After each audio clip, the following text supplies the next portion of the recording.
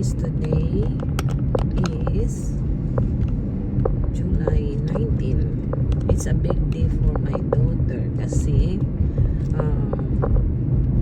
kukuha siya ng another car dahil yung credit niya hindi pa maganda, so bali kunwari akong bibili.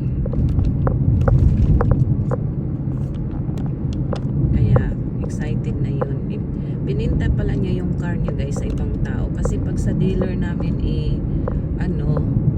trade in 500 lang yung ibibigay nila, $500 lang. So naibenta niya sa ibang tao, ang benta niya is 1,003. So yun bali ang parang pinaka down payment niya, pero dagdagan ko lang para yung monthly niya hindi masyadong malaki.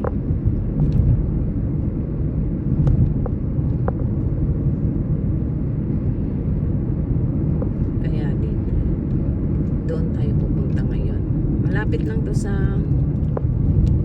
bahay din namin guys, mga 30 minutes.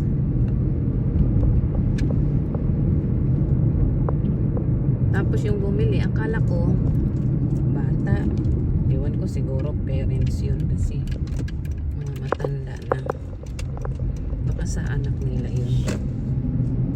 Kasi normally mga bagong driver dito, yung mga estudyante, minsan binibilhan lang nila ng mga mumurahing car muna for beginners para in kaso accident, at least yung lang ba, mumurahin lang na sasakyan. Yung car na kukunin ng anak ko nasa around 10K, mga ganun. Siyempre may mga tax pa, 10,600 ata yun, almost 1,100 na rin. Tapos may bayad pa yan pag ipa-register mo, tapos may tax pa yan. Kaya sabi ko sa kanya, need niya mag-work more. Siya naman ang magbabayad yan. Bali credit ko lang ginamit para mababa yung monthly payment. Dahil pag siya ang kukuha, hindi siya approvean kasi hindi pa maganda yung credit score niya. Binabasihan kasi nila dito guys yung credit score mo pag bibili ka ng car o kaya bahay, doon babasihan. Kahit nga mag-rent ka, babasihan din yung credit report mo.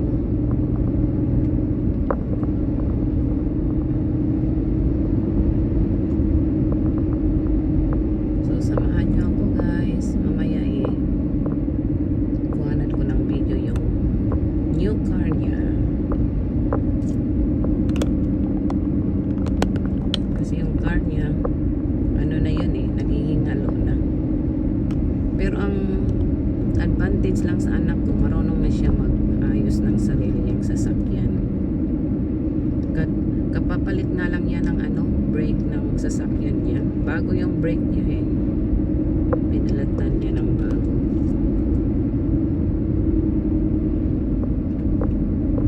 Tapos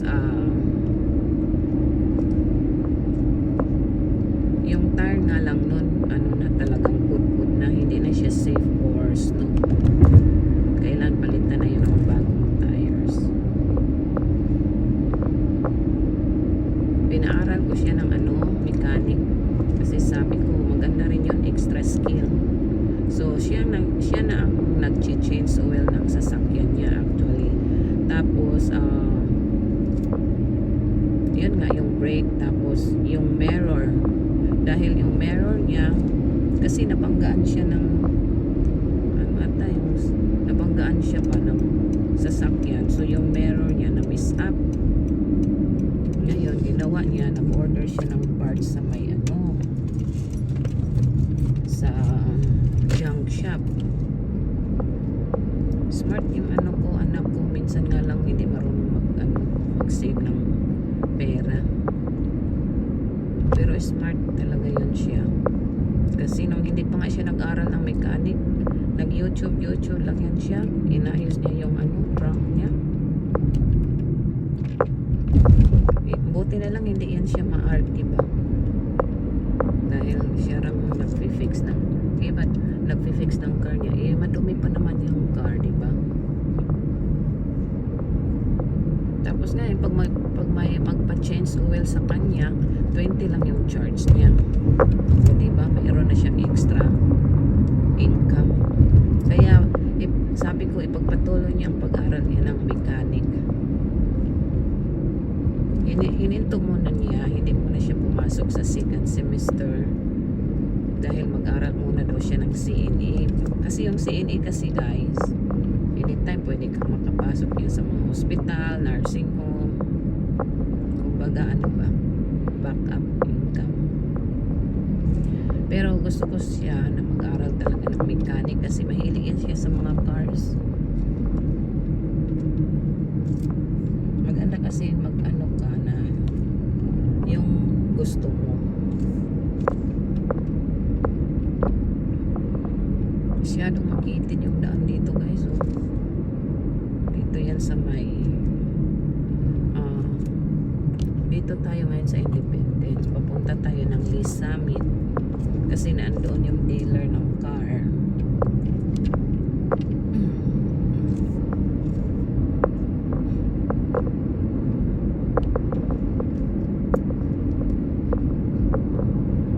Maganda kaya dito kasi ano, daming puno.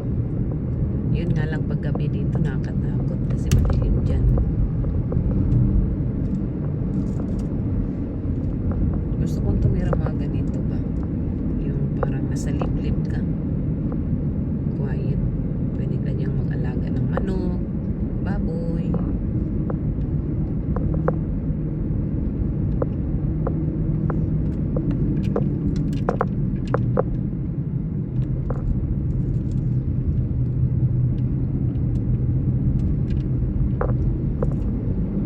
Malapit na tayo.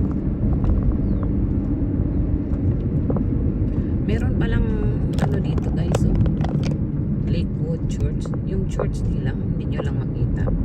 Ano siya, para siyang old castle. Yun eh. Tapos nag-extension lang sila yung bagong design na.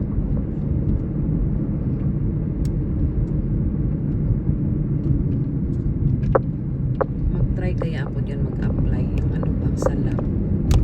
Malapit lang sa bahay namin. Lakewood Hospital. Dito na tayo sa Lee Summit Road.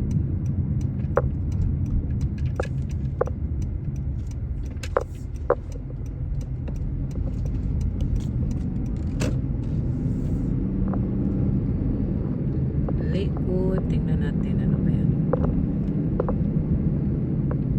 Lakewood University Health, Lakewood Medical Center. Okay. Try ko nga yan. Maganda siya. Malapit lang din sa work namin.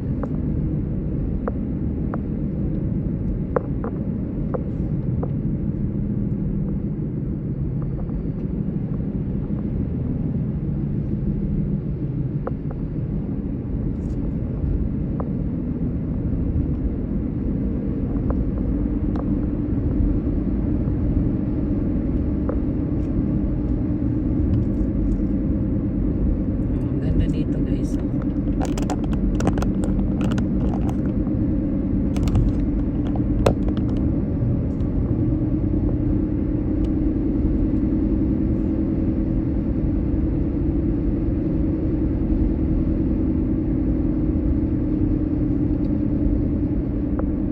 Yung car ko medyo maingay.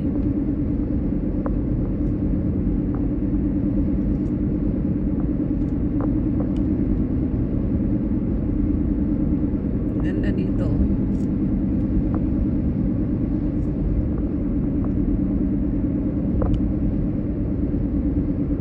Malinis.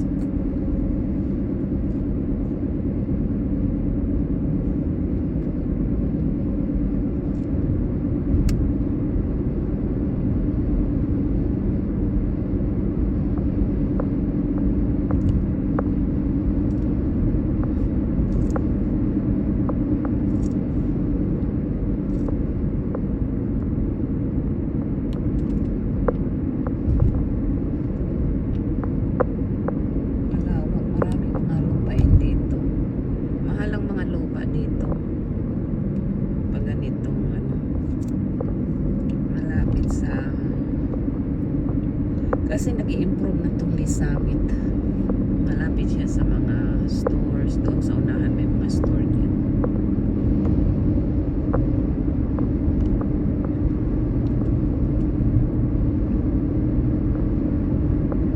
Hindi tayo maka-afford ng mga lupa dito guys, ang mamahal. Kaya sa Pilipinas na lang ako nag-i-invest. Paunti-unti. Alright, malapit na tayo.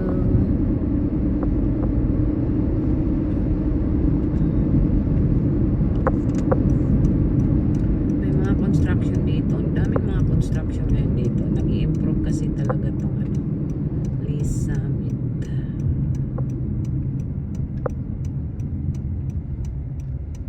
Yung isa kong worker dito nakatira eh. Yan, malapit na tayo. Nauna na yung anak ko kasama yung yung bibili ng car niya. Kasi magpaturo ako dito sa dealer kung saan ba yung magsasign yung bibili ng car niya. Kasi dala ko yung title eh.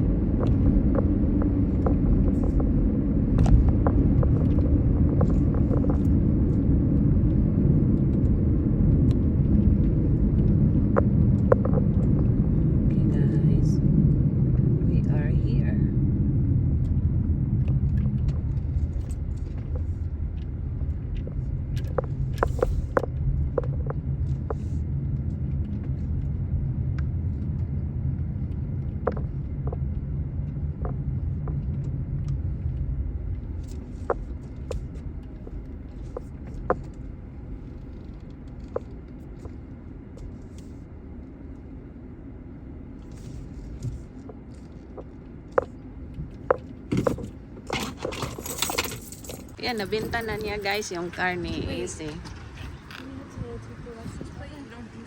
Oh, can you ask? Yeah.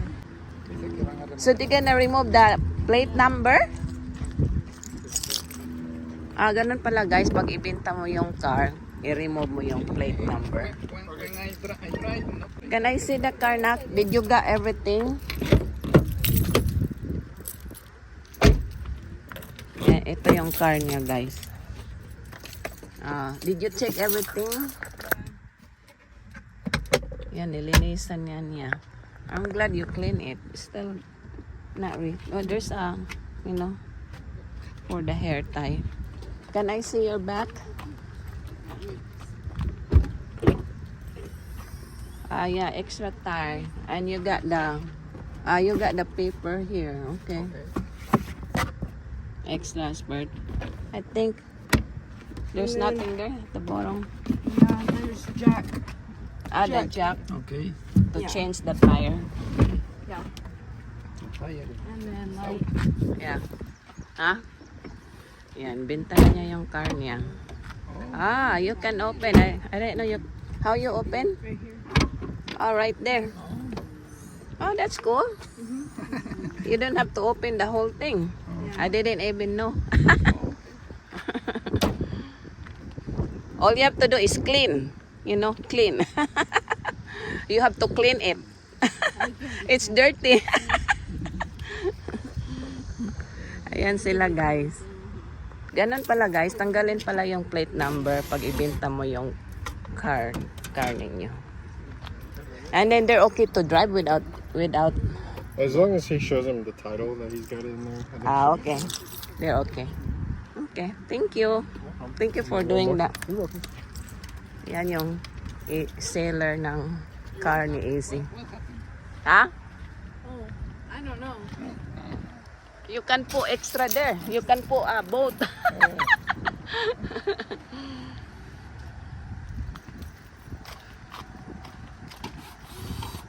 Yan, bugbog sarado na tong car niya eh.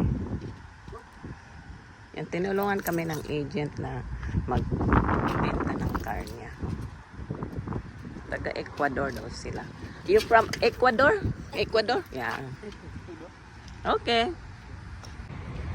Ayan, ilagay na yung temporary na plate number, guys. Sa kanyang car.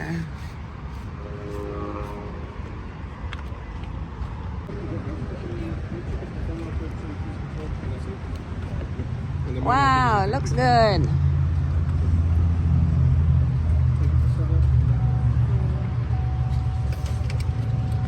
That's nice, na? Ayan, dinikit na yung temporary na ano, plate number. Ito na yung car niya. Maliit lang. Ito lang kasi yung medyo mura na nakita namin. Yan yung agent. And if required, enter the code 1260. Again, the code is 1260. Tinuturuan siya paano i-connect yung ano niya. Yung So Bluetooth. what you have to do is hit the lock button twice. It's not gonna do it because you got the doors open, I bet. But once you do that, that bottom one, push it button. That little round one. Yep. And then lock, and then and that will stop. Oh, look at that. It did. That's it. And then same thing if you like say you started it, but you don't need to put your car anymore. Yeah, just like exactly. Yeah, you'll have to like turn it on like normal. But And na, dinarve na niya yung car niya, guys. Happy na siya.